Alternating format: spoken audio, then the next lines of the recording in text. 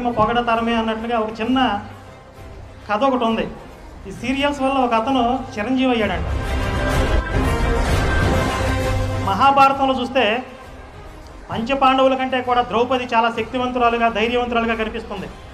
అలాగే రామాయణంలోనే వాలిని మించినటువంటి గొప్ప బుద్ధి కలిగినటువంటి స్త్రీగా తార, రావణాసురుణ్ణి మించినటువంటి గొప్ప ధర్మ సూక్ష్మాలు తెలిసిన వ్యక్తిగా మండోదరి.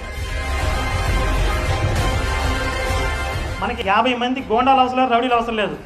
ధార్మికంగా చైతన్యవంతమైన 50 మంది మహిళలు కాషాయ జెండాలు పట్టుకుని వస్తుంటే ఎలా ఉంటుందో ఊహించండి.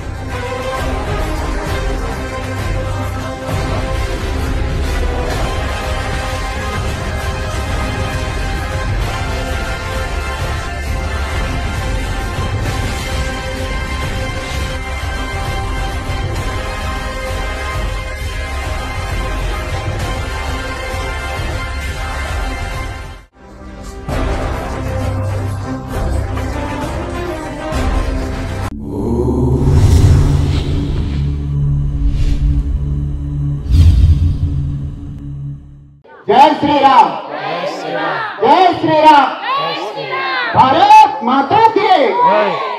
నేను చెప్పదలుచుకున్నది ముందు మన గురించి మనం తెలుసుకోవాలి. సో మనం జై శ్రీరామ్ అని ఎందుకు చెప్పుకుంటున్నాం?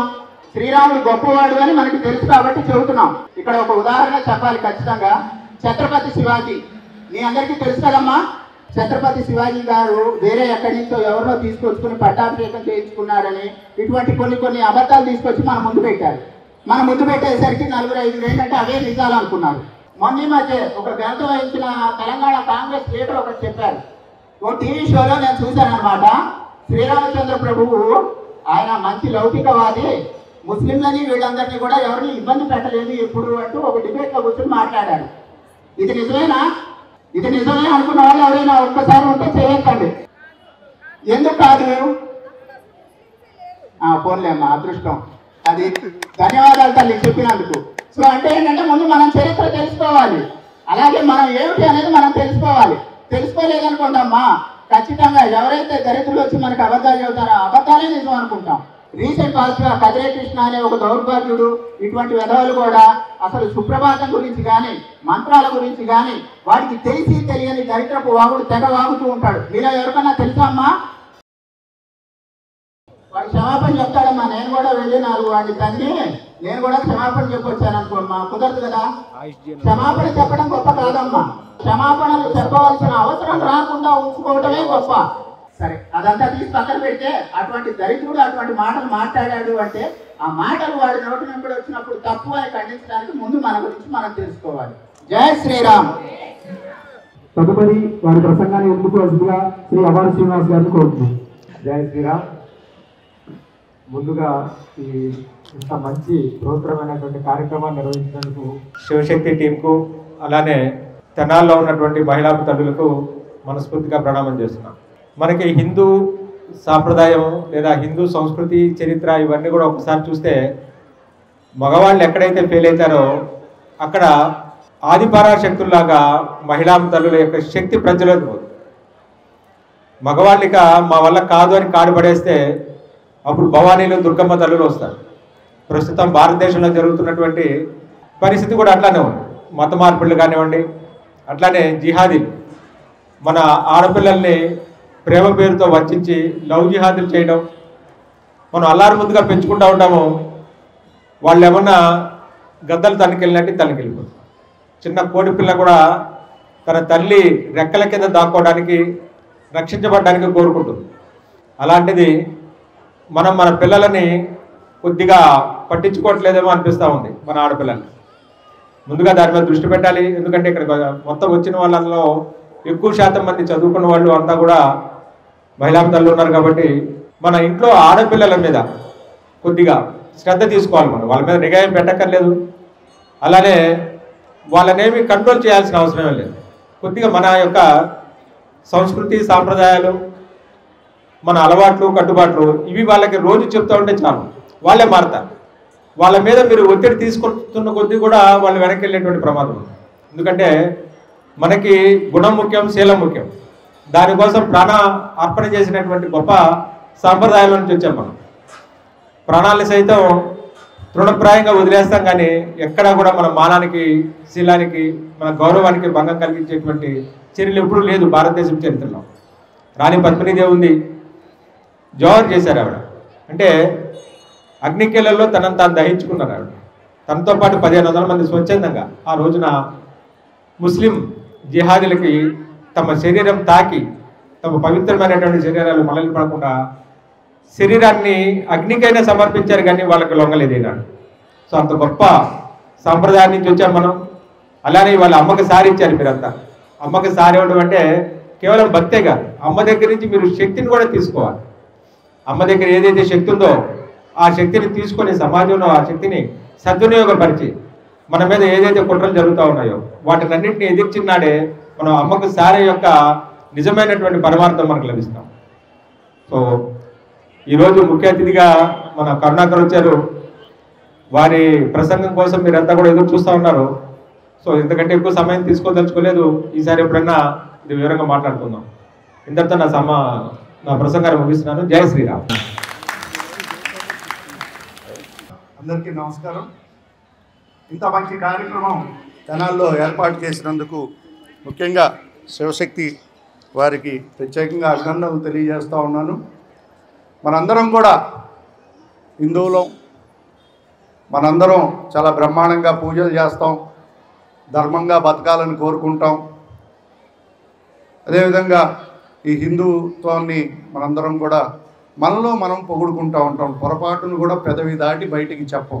అలాంటి సమయంలో మన కరుణాకర్ గారు లాంటి వ్యక్తి వచ్చి ఈ రోజున ఈ ధర్మానికి జరుగుతున్న అన్యాయాన్ని, ఈ ధర్మం నుంచి చాలామంది తెలియక వేరే మతాల్లోకి వెళ్ళిపోతూ ఉంటే వాళ్ళందరికీ అసలు విషయం తెలియజేసి వారందరినీ నిజంగా వెనక్కి తీసుకొస్తున్న గొప్ప కార్యక్రమం చేస్తున్నందుకు ముఖ్యంగా కరుణాకర్ గారిని ప్రత్యేకంగా అభినందిస్తూ ఉన్నాను. అదేవిధంగా మీరందరూ కూడా వారి వీడియోస్ చూడండి. మీ పక్క ఇళ్లలో, మీ చుట్టుపక్కల ఇలాంటి కార్యక్రమాలు ఏమైనా జరుగుతూ ఉంటే, మన వాళ్ళు తెలియక వేరే వాటిల్లోకి వెళ్ళిపోతూ ఉంటే వారి వీడియోస్ చూపించండి, వాళ్ళకు కూడా తెలియజేయండి. వాళ్ళందరినీ కూడా వెనక్కి తీసుకొచ్చే కార్యక్రమం ప్రతి ఒక్కళ్ళం కూడా చేయాలి మనస్ఫూర్తిగా. ఎందుకంటే ఒక్క కరుణాకర్ గారు ఎంతమందిని చేస్తారు కాబట్టి మనందరం కూడా ప్రతి ఒక్కళ్ళం బాధ్యత తీసుకోవాలి. ఒకవేళ మనకి తెలియకపోతే వారి వీడియోస్ వారికి చూపిస్తే చాలు, వారు వెనక్కి వస్తారు. కాబట్టి ఇలాంటి కార్యక్రమం మీరందరూ కూడా భాగస్వాములు కావాలని మనస్ఫూర్తిగా కోరుకుంటూ శివశక్తి వారిని ప్రత్యేకంగా అభినందిస్తూ ధన్యవాదాలు తెలియజేస్తున్నాను. జై శ్రీరామ్. ధన్యవాదాలు రామకృష్ణ గారు. జై శ్రీరామ్. ఇందాక ఊరేగింపు చేస్తుంటే అన్ని ఫోటోలు అన్ని తీసాము, పంపించాము. చాలా అందరూ కూడా మెచ్చుకుంటున్నారు, చాలా బాగా మహిళలు ఇంతమంది వచ్చి అమ్మవారిని సారి తీసుకొచ్చారు, కలిసికట్టుగా వచ్చారని చెప్పి చాలామంది సోషల్ మీడియాలో పెడుతున్నారు. అయితే శివశక్తి ద్వారా మీకు ఏం జరగాలి అనేది ఒకసారి మీరు ఆలోచించండి. ఓన్లీ అమ్మవారి సారి ఇవ్వడమేనా? ఇందాక అమ్మవారు చెప్పినట్టు అమ్మవారి దగ్గర నుంచి శక్తి తీసుకోవాలి. మనం ఆ శక్తిని దేనికి ఉపయోగించాలంటే మన ఇళ్ళ పక్కన, మన ఇంట్లో, మన బంధువుల్లో ఎవరైతే పొరపాటున మతం మారారో, దారి తప్పారో వాళ్ళని వెనక్కి తీసుకురావాలి. ప్రేమగా వాళ్ళని తిట్టి కాదండి, నువ్వు మతం మారని చెప్పి తిట్టి కాదండి, వాళ్ళ ప్రేమగా వాళ్ళని మన యొక్క కార్యక్రమాలకి నిదానంగా పిలుస్తూ నిదానంగా వాళ్ళకి ఇందులో మంచిని చెబుతూ, అమ్మ నువ్వు మతం మారావో మేము మారలేదు, నీకు జరిగిందేంటి మనకు జరగదేంటి, అందరూ కలిసే ఉంటున్నాం కదా, ఒకటే కదా, ఏంటి మీరు ఏమైనా ప్రత్యేక లాభం పొందారా, ఏమైనా బిల్డింగ్లు కట్టారా, లేదంటే ఆరోగ్యాలను బాగుపడ్డాయా ఏంటి అని ఒక మంచి సమయం చూసుకొని వాళ్ళతో మాట్లాడి వెనక్కి తీసుకురావాలి. ఈ విషయాల్లో మీకు ఏమైనా ఇబ్బందులు కానీ లేదా ఏమన్నా మార్చే విషయంలో సలహాలుగా కావాలంటే మన శివశక్తి సభ్యులు ఉన్నారు, వాళ్ళని కనుక సంప్రదిస్తే మీరు నిజంగా ఈ యొక్క అమ్మవారి శక్తిని మీరు వినియోగించినట్లు అవుతుంది. కాబట్టి ఈ విషయాలని ఇంకా కరుణాకర్ గారి ద్వారా తెలుసుకోవాలని కోరుకుంటూ నేను కూడా తెలుసుకోవాలనుకున్నాను. ధన్యవాదాలు. ధన్యవాదాలు మారుతి గారు. ఈ ప్రారంభ ఉపన్యాసంలో హర్ష గారు ఒక మాట చెప్పారు, అలాగే ఇప్పుడు మారుతి గారు కూడా ఒక మాట చెప్పారు. సో హర్ష గారు చెప్పిన మాట ఏంటంటే మనం గురించి మనం తెలుసుకోకపోతే ఎటువంటి ఇబ్బందులు కలుగుతాయని చెప్పారు. మారుతి గారు కూడా అదే చెప్పారు. ఎవరైతే మన ధర్మం గురించి అవగాహన ఉండదో వారు మాత్రమే మన ధర్మం నుంచి దూరంగా జరుగుతారు. ధర్మం నుంచి కరుణాకర్ గారిని ఉద్దేశించి ఒక 2 నిమిషాలు లాయర్ భీమేష్ గారు మాట్లాడారు. సభా సరస్వతికి నమస్కారం. వేదికను అలంకరించినటువంటి సోదరులందరికీ నమస్కారం తెలియజేస్తూ, సరస్వతి స్వరూపాలుగా కూర్చున్న శక్తి స్వరూపులందరికీ నమస్కారం తెలియజేస్తూ, ఒక్క 2 నిమిషాలు కరుణాకర్ సుబ్బులు గారి గురించి మాట్లాడాలని నా అంతటి నేను అడిగి మరీ వచ్చి మాట్లాడుతున్నాను. కొన్ని వందల సంవత్సరాల క్రితం హిందూ మతం చాలా ఇబ్బంది పడుతున్న రోజుల్లో 72 అవైదిక మతాలు రాజ్యం పరిపాలిస్తున్న టైంలో ఎక్కడో కేరళ నుంచి ఒక మహానుభావుడు పుట్టాడు. ఆయన పేరు శంకరాచార్య వారు. 72 అవైదిక మతాన్ని పరుగులెత్తించాడు, హిందూ మతాన్ని పునరుద్ధరించాడు. ఆయన దయ వల్ల చాలా కాలం హిందూ మతం పునరుద్ధరించబడింది, బతికింది చాలా కాలం. మళ్ళీ అట్లాంటి అవైదికమైన మతాలు, పనికిరాని మతాలు, ప్రచారం తప్ప ఎటువంటి ఫిలాసఫీ లేని మతాలు మళ్ళీ మొదలై విజృంభిస్తున్న టైంలో 3 పుట్టారు త్రిమూర్తులు. మనకి తెలిసి ఇంకా చాలామంది ఉన్నారు సైన్యులు, 3 మాత్రం త్రిమూర్తులు పుట్టారు. ఒక చాగంటి కోటేశ్వరరావు గారు మహానుభావులు, సరస్వతి స్వరూపుడు. 2 గరికపాటి నరసింహారావు గారు. నాకు తెలిసి 3వ మహానుభావుడు ఎవరన్నా ధైర్యవంతుడు ఒక శివాజీ. ఇప్పుడు చెప్పినట్టుగా అల్లూరి సీతారామరాజు ఎవరైనా ఉన్నారు అంటే మా బ్రదర్ కరుణాకర్ సుబ్బులు. మాలాంటి వాళ్ళని ఎంతో మంది నాకు ఇన్స్పైర్ చేశారు. పాస్టర్స్ ఎవరైతే దశమ భాగాలు తీసుకుని ఈ జనాన్ని మతాలు మారుస్తున్నారో వాళ్ళందరికీ కరుణాకర్ సుబ్బులు గారి పేరు చెప్పినా ఇట్లాంటి వాళ్ళ పేరు చెప్తే ప్యాంట్లు కలిసిపోతాయి. So he is very great. మన ముందుకు వచ్చారు కదా అని మనం వాటిని సాధారణంగా చూడొద్దు. ఆయన ధైర్యం ఒక సముద్రం. ఎవరికి ఎదురుతున్నాడు? దుర్మార్గులకు ఎదురుతూ ఒక నరకాసురుడు పలికిరాడు, అట్లాంటి వాళ్ళ మీదకి వెళ్తున్నాడు ఆయన. So he needs our support in all kinds. మనుషులు అవ్వచ్చు, మన మనసులో అవ్వచ్చు, ఆర్థికంగా హితోధికంగా వీలైనంత వారికి మనం అండదండలు ఇచ్చి ఈ పోరాటాన్ని అన్ని రకాలుగా ముందుకు జరిపి వారు ఏదైతే కోరుకున్నారో, ఇక్కడున్న పెద్దలందరూ ఏదైతే కోరుకున్నారో అది జరిగేదాకా మనం అవిశ్రాంతంగా వారి వెనకాల ఉందామని మీ అందరి తరఫున నేను మిమ్మల్ని వారిని కూడా ప్రార్థిస్తున్నాను. Thank you very much for giving ఇచ్చాను. All the best Karunakar Subbulu garu. Thank you. ఇప్పుడు సభను ఉద్దేశించి ప్రసంగించవలసిందిగా శ్రీ కరుణాకర్ సుబ్బులు గారిని కోరుతున్నాను. వాగర్ధాగౌ సంప్రక్తౌ వాగర్ధ ప్రతిపత్తయే జగత పితరౌ వందే పార్వతీ పరమేశ్వరౌ. వేదిక మీద ఉన్నటువంటి పెద్దలకు, మిత్రులకు, అలాగే ఈ సభా ప్రాంగణంలో ఉన్నటువంటి సోదరిమణులకు, మాతృమూర్తులందరికీ కూడా నా హృదయపూర్వక నమస్కారాలు. నాకు ప్రతిసారి చిన్న సమస్య ఏంటంటే చివరిలో మైకిస్తారు, అప్పటికే నీరసం వచ్చేసి భోజనాలు ఎప్పుడు పెడతారా, ఇంటికి ఎప్పుడు వెళ్ళిపోదామనే మూడ్లో ఉంటారు. సరే ఏదో హడావిడిగా 10 నిమిషాలు మాట్లాడతాను. ఇప్పుడు కూడా మిమ్మల్ని ఎక్కువ ఇబ్బంది పెట్టకుండా 7:30 అయింది, 7:40 కల్లా నా ప్రసంగం కంప్లీట్ చేస్తాను. ఈ కార్యక్రమానికి గత సంవత్సరం వచ్చాను, మళ్ళీ ఈ సంవత్సరం కూడా రావాల్సిందిగా మా మిత్రులు నన్ను అడిగినప్పుడు అబ్బే లేదు నేను చాలా బిజీ షెడ్యూల్లో ఉన్నాను, ఇప్పుడు సినిమా ఒకటి చేస్తున్నాను అనమాట. సినిమా అంటే హిందుత్వానికి సంబంధించే, దాని పనిలో చాలా బిజీగా ఇతరత్ర పనులు కూడా ఉన్నాయి, కాబట్టి ఒక్కరోజు కూడా నేను బయటికి వెళ్ళడానికి లేదు అని చెప్పి వాళ్ళకి చెప్తే వాళ్ళు ఏమన్నారంటే ఏంటండి మీరు మరీను మా తెనాలి స్త్రీమూర్తులు ఇంత త్యాగం చేస్తుంటే మీరు ఆ మాత్రం ఒక్కరోజు రాలేరా అక్కడి నుంచి అన్నారు. ఏంటి వాళ్ళు చేసే త్యాగం ఏంటి అంటే,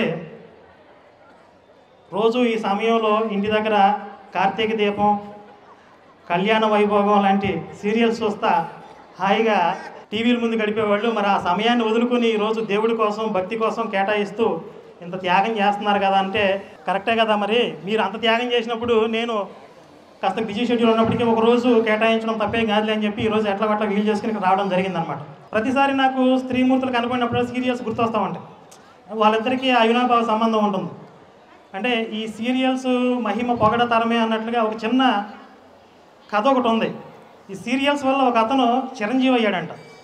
7 చిరంజీవుల తర్వాత 8వ చిరంజీవి అయ్యాడంట. ఎలాగంటే ఆయనకి చావు లేకుండా వరం కావాలని చెప్పి తపస్సు చేశాడు.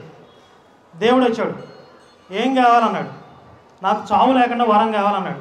అలా కుదరదు, అది ప్రకృతి వైపరీత్యం, పుట్టిన ప్రతిపాణి గిట్టక తప్పదు, ఇంకేదైనా వరం కోరుకో అన్నారు. అప్పుడు ఈయన బాగా ఆలోచించి, స్వామి నేను బంకమట్టి అని ఒక సీరియల్ చూస్తున్నాను, ఆ సీరియల్ లాస్ట్ ఎపిసోడ్ చూసిన తర్వాత నాకు మరణాన్ని ఇవ్వండి, ఆ లాస్ట్ ఎపిసోడ్ చూడటం నాకు చిరకాల కోరిక అన్నాడు. ఆ సీరియల్ ఎప్పటికీ అవ్వదు, నీ చావు ఎప్పటికీ రాదు, నువ్వు చిరంజీవి అయిపోతావు భూమి మీద అని చెప్పి తదాస్తు అని చెప్పి దేవుడు వెళ్ళిపోయాడు అనమాట. ఆ విధంగా సీరియల్స్ వల్ల ఇంత ప్రభావం ఉంటుందన్నమాట సమాజంలో. అయితే లాస్ట్ ఇయర్ కూడా ఈ కార్యక్రమాన్ని మనం ఏర్పాటు చేసాం. అప్పుడు ఎంతమంది హాజరయ్యారు ఇందులో ఒకసారి దయచేసి గత సంవత్సరం హాజరైన వాళ్ళు చేతులు ఎత్తండి. మిగిలిన వాళ్ళందరూ కొత్త వాళ్ళ? గత సంవత్సరం హాజరైన వాళ్ళలో ఎంతమంది శివశక్తి గురించి తెలుసుకుని ఫాలో అవుతూ ఉన్నారు యూట్యూబ్లో? అంటే ఆ రోజు విన్నారు, వెళ్ళిపోయారు, మనకెందుకులే మనది కాదులే అనుకున్నారు, అంతేనా? సరే, దాని గురించే ఈరోజు నేను ప్రముఖంగా మాట్లాడదాం. ఎందుకంటే ఈరోజు కూడా మళ్ళీ కలిసాం, ఓ మంచి కార్యక్రమం జరిగింది. ఖచ్చితంగా ఈ కార్యక్రమంలో పాల్గొన్న వాళ్ళకి, చూసిన వారికి, విన్నవారికి, కన్నవారికి కూడా పార్వతీ పరమేశ్వరుల యొక్క అనుగ్రహం ఖచ్చితంగా ఉంటుంది. కానీ అక్కడతో ఆగిపోదామా అనే విషయం గురించి మనం ఈరోజు కాస్త 2 నిమిషాలు మాట్లాడుకుందాం. ఎందుకంటే బయట పరిస్థితి ఎలా ఉందో మీకు తెలుసు, ప్రత్యక్ష అనుభవాలు కూడా ఉండే ఉంటాయి. ఇప్పుడు కరోనా అనేది ఈ మధ్య బాగా విజృంభించింది. ఆ కరోనా నుండి రక్షణ కొరకు ఏం చేసాం? వ్యాక్సిన్ తీసుకున్నాం. 1 డోసు తీసుకున్నారు, 2 డోసులు తీసుకున్నారు, 3వ డోసు కూడా తీసుకున్న వాళ్ళు ఉన్నారు. అలాగే మత మార్పిడి, క్రైస్తవ మాఫియా అనేది ఒక వైరస్ బయట విజృంభిస్తుంది. దానికి వ్యాక్సిన్ ఇస్తున్నాం మేము శివశక్తి ద్వారా. ఆన్లైన్ ద్వారా అందుకోలేని వాళ్ళకి ఇలా ఆఫ్లైన్లో ప్రత్యక్షంగా వచ్చి వ్యాక్సిన్ ఇస్తూ ఉంటాం. గత సంవత్సరం హాజరైన వాళ్ళకి 1 డోసు ఇచ్చాం, ఇది 2nd డోస్. ఇది మళ్ళీ బూస్టర్ డోస్ కనుక తీసుకుంటే మీకు ఈ మత మార్పిడి వైరస్ నుంచి మీకు ప్రమాదం ఉండదు. ఇటీవల మాకు ఒక వీడియో వచ్చింది, శివశక్తి హార్డ్ కోర్ ఫాలోవర్ ఆమె, తన ఇంటికి ఒక మత మార్పిడి ముఠా వచ్చింది. ఆ మత మార్పిడి ముఠా వచ్చినప్పుడు మహా అయితే మన వాళ్ళు ఏం చేస్తారంటే, వాళ్ళు చెప్పింది వింటారు, కరెక్టే అంటారు, బలహీనులు అయితే మతం మారిపోతారు, లేదా ఆ కరపత్రాలు తీసుకుని పంపించేస్తారు. కానీ ఆవిడ అలా కాదు, వాళ్ళని నిలబెట్టి కడిగి పారేసింది, నిలువెల్లా శుభ్రంగా చేపలను తోమినట్లుగా తోమి పంపించింది.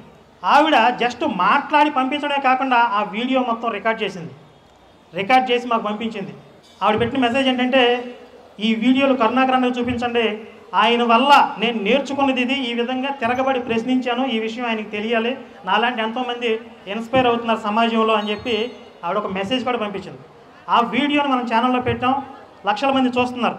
భారతీయతలో పూర్వం నుండి కూడా ఏ వ్యవస్థలో కూడా కేవలం పురుషులకే ప్రాధాన్యం, స్త్రీకి సంబంధం లేదు అనేది ఎక్కడా లేదు.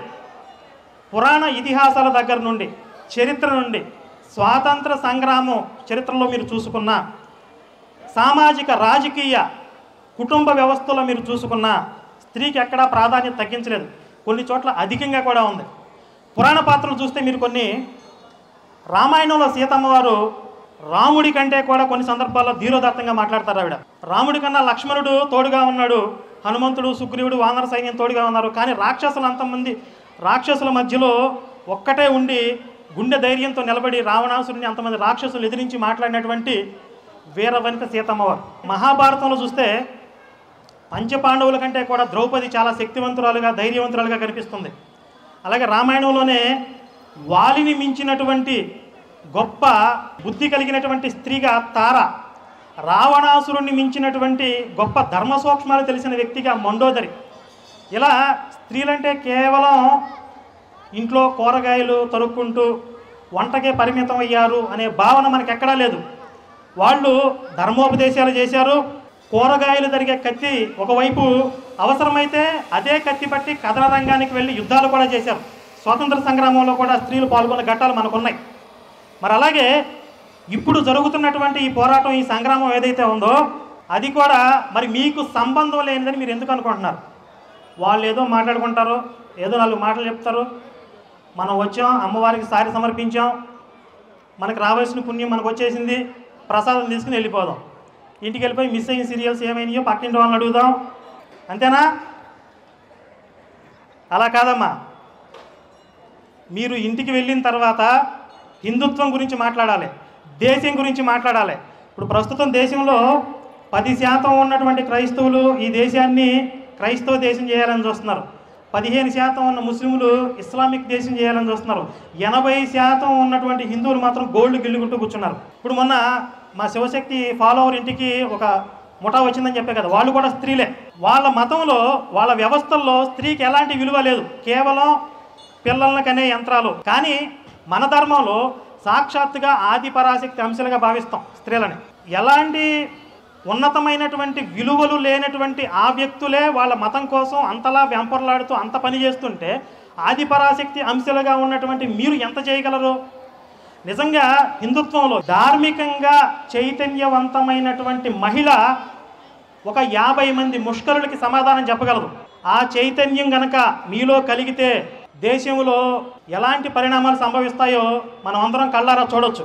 ధార్మికంగా చైతన్యవంతమైనటువంటి మహిళ వల్ల ఆ కాంతి మొత్తం కుటుంబం అంతా ప్రకాశిస్తుంది. ఇప్పుడు ఇంతకుముందు అవ్వారు గారు చెప్పారు, పిల్లల విషయంలో మనం తగిన శ్రద్ధ తీసుకోవట్లేదు అని చెప్పి. నిజంగా చాలా దురదృష్టకరమైన సంఘటనలు బయట జరుగుతున్నాయి. ఆడపిల్లల విషయంలో కానీ మగపిల్లల విషయంలో కానీ. ఆడపిల్లల్ని అల్లారుముద్దుగా పెంచుకున్న తర్వాత ఎవడో వచ్చి కళ్ళబొల్లి మాటలు చెప్తే ఈ అమ్మాయి కనుక నమ్మి వాడికి మనసిస్తే వాళ్ళు ఏం చేస్తున్నారంటే జాగ్రత్తగా ఫ్రిడ్జ్లో పెట్టి సూట్ కేసుల్లో పెట్టి చూసుకుంటున్నారు. తెలుసా ఈ మధ్య ఎలాంటి సంఘటనలు జరుగుతున్నాయి? చంపేసి సూట్ కేసులో పెడుతున్నారు, చంపేసి ఫ్రిడ్జ్లో దాచేస్తున్నారు. ఎందుకని? వాళ్ళ ట్రాప్లో అంత ఈజీగా పడిపోతున్నారు మన ఆడపిల్లలు. అలాగే కొంతమంది పిల్లలు వచ్చి మా క్లాస్మేట్ ఇలా అన్నాడు, ఏమని? వాళ్ళ పాస్టర్ గారంట, ఒరేయ్ మీరు విగ్రహారాధన చేస్తారు, ఆ విగ్రహాలు కదలవు మెదలవు అని చెప్పి పాస్టర్ గారు మాకు చెప్పాడు, మరి మీరు ఎందుకు ఆ విగ్రహారాధన చేస్తున్నారని చెప్పి ఈ పిల్లవాడిని అడిగితే వీడికి చెప్పడానికి సమాధానం లేదు. మనం కాస్త బాధ్యతాయుతంగా ఆ పిల్లల విషయంలో శ్రద్ధ కనపరిచినట్లయితే, ధార్మికంగా వాళ్ళని చైతన్యవంతులు చేసినట్లయితే వాళ్ళు వెంటనే ఒక ప్రశ్న అడగగలుగుతారు. ఒరే మీ పాస్టర్ ఈ విధంగా చెప్తున్నప్పుడు ఆ పాస్టర్ పక్క నుంచి గనక వెనక్కి చూస్తే వెనక వేలాడే శవం ఒకటి ఉంటుంది, ఒక 2 చెక్కలు ఉంటాయి, ఆ చెక్కల మీద వేలాడే శవం ఒకటి ఉంటుంది, అదేమన్నా డిస్కో డ్యాన్స్ చేస్తుందా అని అడగాలి వాళ్ళని. అది అడిగేటటువంటి తెలివి కూడా వీళ్ళకు ఉన్నట్లా. మహేష్ బాబు సినిమాలో, బిజినెస్ మ్యాన్ సినిమాలో ప్రతి సిటీని కంట్రోల్ చేయడానికి మనకు ఒక 50 మంది గ్యాంగ్ కావాలంటాడు. ఒక 50 మంది కనుక తుపాకీలు పట్టుకుని గన్స్ పట్టుకుని నడిచి వస్తుంటే ఎలా ఉంటుంది? మొత్తం సిటీని మనం కంట్రోల్లో తీసుకుంటా ఉంటారు. మనకి 50 మంది గోండాలు అవసరం లేదు, రౌడీలు అవసరం లేదు. ధార్మికంగా చైతన్యవంతమైన 50 మంది మహిళలు కాషాయ జెండాలు పట్టుకుని వస్తుంటే ఎలా ఉంటుందో ఊహించండి. ఆ సన్నివేశం మనం ప్రతి చోట, ప్రతి సిటీలో, ప్రతి పల్లెలో నేను చూడాలనుకుంటున్నాను. ఆ పరిస్థితి వచ్చిన రోజు ఏదైతే ఈ దేశాన్ని విచ్ఛిన్నం చేయాలని చెప్పి రకరకాల కుట్రలు జరుగుతున్నాయో ఆ కుట్రలన్నీ కూడా చిన్నాభిన్నమైపోతాయి. ఎందుకంటే మత మార్పిళ్ళు అనేవి కేవలం ఒక వ్యక్తిగత సమస్య కాదు, కుటుంబ సమస్య కాదు, సామాజిక సమస్య. ఒక మత మార్పిడి అయిన వాడి వల్ల కుటుంబం కుదురుగా ఉండదు, ఆ కుటుంబంతో పాటు సమాజం బాధపడుతుంది, సమాజాన్ని వాడు పీడిస్తాడు, దేశ భద్రతకి కూడా ప్రమాదకరంగా మారతాడు. కాబట్టి దేశ భద్రత పరంగా కూడా మనం ఆలోచించాల్సిన విషయం ఇది, సున్నితమైన అంశం. కాబట్టి ఈ విషయంలో ఖచ్చితంగా మీ అందరికీ బాధ్యత ఉంటుంది. ఇంటికి వెళ్ళిన తర్వాత మీరు హిందుత్వం గురించి, ప్రస్తుతం జరిగిన పరిణామాల గురించి, అందులో మీ పాత్ర గురించి మీరు ఆలోచించి ఇలాంటివి మీకు జీవితంలో ఎదురైనప్పుడు మీరు తగిన విధంగా స్పందించి చుట్టుపక్కల ఉన్న సమాజానికి ఆదర్శవంతంగా నిలుస్తారు. అప్పుడే మనం ఏదైతే ఇలాంటి కార్యక్రమాలు చేస్తున్నామో వాటికి ఒక మంచి ప్రయోజనం కలిగినట్లు నేను భావిస్తూ ఉన్నాను. ఇంతటితో నా ప్రసంగాన్ని ముగిస్తూ, అలాగే ఒక చిన్న ప్రకటన, ఇప్పుడు క్విజ్ ప్రోగ్రామ్ అనేది ఒకటి ఉంటుంది. గత సంవత్సరం కూడా పెట్టాం. రామాయణం లేదా మహాభారతం వీటిల్లో నుంచి కొన్ని ప్రశ్నలు అడుగుతారు. కరెక్ట్గా మంచి సమాధానాలు చెప్పిన వాళ్ళకి హర్ష చేతుల మీదుగా, మన పెద్దవాళ్ళ చేతుల మీదుగా ఒక మంచి బహుమతి కూడా ఉంటుంది. ఇంతకుముందు ఆయన చెప్పింది మీరు సరిగ్గా వినలేదు, ఇప్పుడు సరిగ్గా వినకపోతే ఆయన మార్కు లేడు, కొంచెం జాగ్రత్తగా వినండి. జై శ్రీరామ్, భారత్ మాతా కీ జై. ధన్యవాదాలు కరుణాకర్ గారు.